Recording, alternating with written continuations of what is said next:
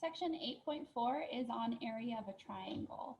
So here's a triangle, and around junior high, you might have calculated the area of a triangle as 1/2 of base times height. The reason why this formula actually works, in case you've never seen it, is if we were to inscribe a triangle into a rectangle, we know the area of a rectangle is base times height. This is exactly half of this part, and this is exactly half of this part. So area of a rectangle, 1/2 base times height. That's a formula we've been working with a long time in our math career. Now, for our class or in the real world, if you had a solid object, it is very difficult to get this measurement. What we can easily do is get a side measurement, or a lot of times with instrumentation, we'll know one angle in the triangle and we'll have to come up with the area. So we're going to look at two different formulas today. We're going to look at formulas where we know the three sides of a triangle and we want to find the area, so we don't actually know this height in the middle. And then we're going to look at some examples where we have an angle measurement of the triangle. We'll come up with a formula for area. So the first one we'll start with is, how do we find the area of a side angle side triangle? So what I mean by side angle side triangle is, here's a triangle and we are given a side, the angle in between it, and another side. Okay, so now our formula 1/2 of base times height no longer works, right? We don't have the height here, although we do have the base. So what we want to do is use some trigonometry. So I'm going to drop a perpendicular, which forms a right triangle. Now in this right triangle, this side H would be our height. What we want to do is come up with a formula that uses this information we're given, and we don't know the height H. So in this section, they use a capital K for area, and it's just to distinguish because A is angle A in triangle, so we have a different variable. So K is for area here. Now normally we have 1/2 of base times height. What we want to do is get rid of H in this formula. So looking at this triangle, so looking at the blue triangle only, what we have in our right triangles, we have an angle, we know the opposite side, and we know the hypotenuse. So if we know the opposite and the hypotenuse, we can set up that sine of angle C is equal to the opposite, which is H, over the hypotenuse, which is A. Our next step here, we want to get rid of H over here, so let's solve for H. We'll multiply both sides by A. I get H is equal to A times sine of C. What I'm going to do up here is, where I have H is equal to A sine of C, I'm going to drop that into my formula right here.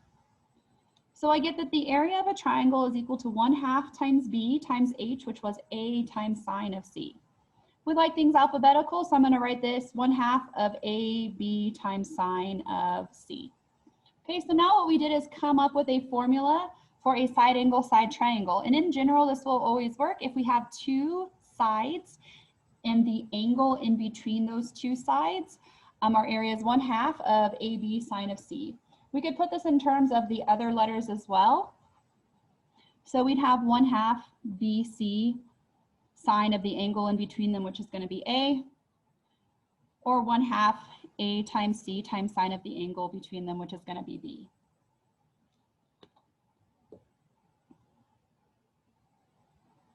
So let's do some examples using these formulas, and it's pretty easy, just plug and chug.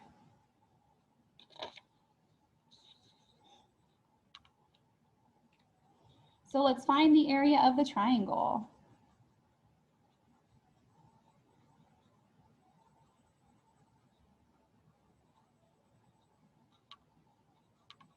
First one, here I have a triangle. They tell me this side is 6, this side is 8, and the angle in between them is 30.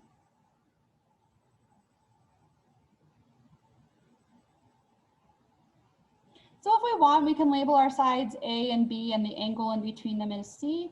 But in general, what we know is the area is going to be 1/2 times the product of these two sides times sine of the angle in between them. So it's going to be 1/2 times 6 times 8 times sine of the angle in between them, which is 30. And if you like to write your multiplication like this, you can, or of course, you can do it in parentheses, either way here. All right, so this one we can work out by hand, or if you want to throw it into your calculator, you can do that. You should get 12 square units. So remember, square units is important. If these were given in inches, you would answer in square inches. If this was given in feet, you would answer in square feet. For our homework on my math lab, you should just have a kind of a blank fill in here, and this part should already be typed for you. But just keep in mind that if you're calculating areas in other classes like physics or engineering, you should make sure to always include your units. Let's do one more.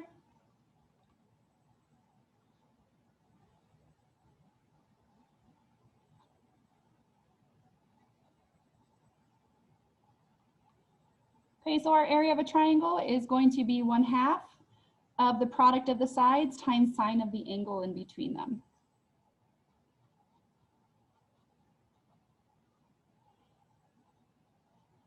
Okay, so again, throw this into your calculator. You get that the area is 1.71 square units. So maybe you're wondering, what if you don't know those sides and that angle? Well, then you would apply one of the things we learned in the previous section, so either law of sines, law of cosines, to find what you need to use this formula. The other formula we have for area of a triangle is called Heron's formula, and this is going to be for area of a side triangle.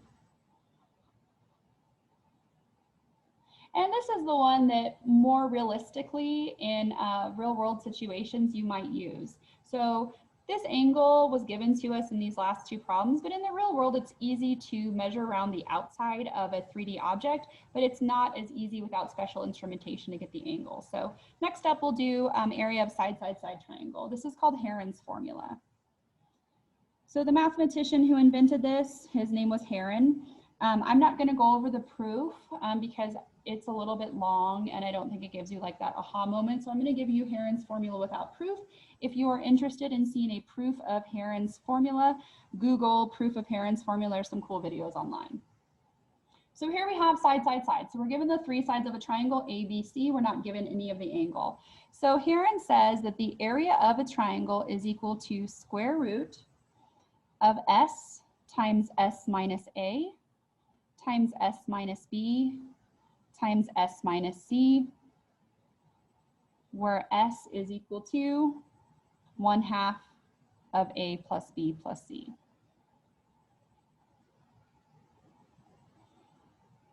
The other way, of course, of finding the area of a side triangle is by doing a bunch of trig, using some law of sine, law of cosine to figure out some of these angles.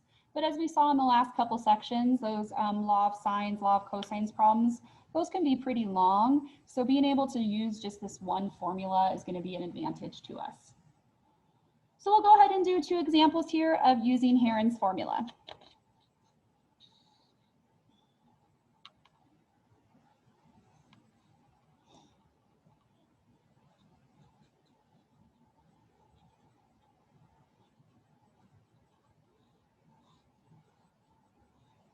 So here's a triangle. We're given that side A is 9, side B is 6, and side C is 4. So when we have side here, we're going to apply Heron's formula. So the first thing we notice is in Heron's formula, we have this fourth variable, S, where S is 1/2 of A plus B plus C. So the first thing I'm going to do is calculate S. So S is 1/2 of A plus B plus C. So 9 plus 6 plus 4. Okay, so that gives us 9.5. The next thing I'm going to do is plug these all into Heron's formula, which is the square root of S times S minus A times S minus B times S minus C.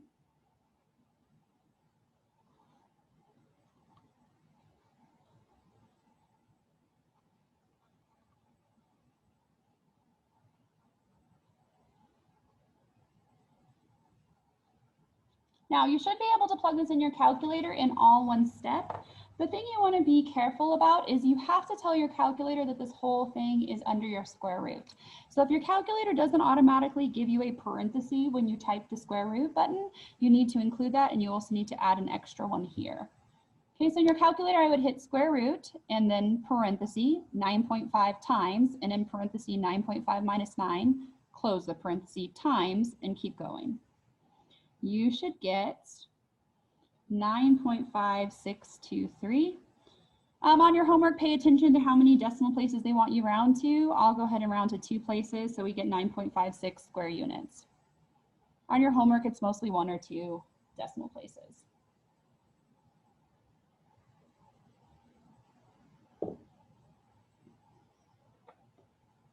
Okay, we'll do one more.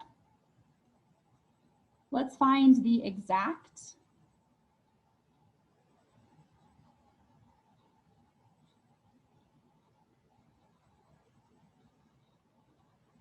and approximate area of a triangle with sides 4, 5, and 7.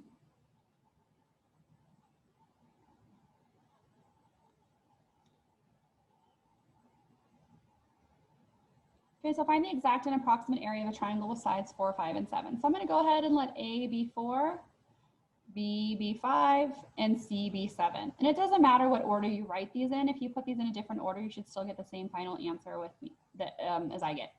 So we're going to apply Heron's formula. In order to apply Heron's formula, we need to figure out what S is first. So we have S is 1/2 of A plus B plus C, which is 1/2 of 4 plus 5 plus 7, which is 8. Next thing we'll do, we'll plug S, A, B, and C all into Heron's formula. We get K is equal to square root. We have S, S minus A, S minus B, and S minus C.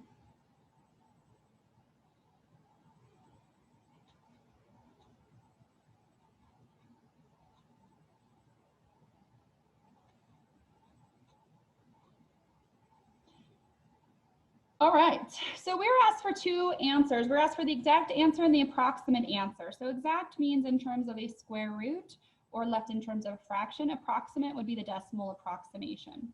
So depending on what kind of calculator you have is whether or not your calculator is going to give you this answer or whether you're going to have to do it by hand. So let's explore both possibilities.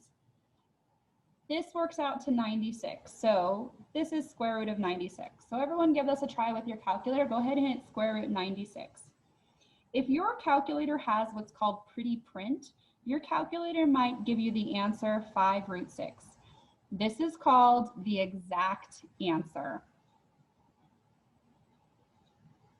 Square units. This is called the exact answer. Whenever your answer is in terms of a square root or left in terms of fractions, that's called exact. The other option is the approximate answer.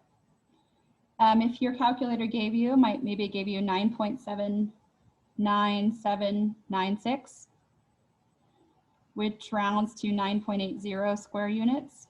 This is called the approximate answer, the decimal approximation. All right, so this question asks us for both the exact and the decimal approximation. So if your calculator doesn't give you the 4 root 6, you need to work this out by hand. So square root of 96, 96 is 16 times 6. Pulling the 16 out of the square root, that comes out as a 4, so that's how we get the 4 root 6.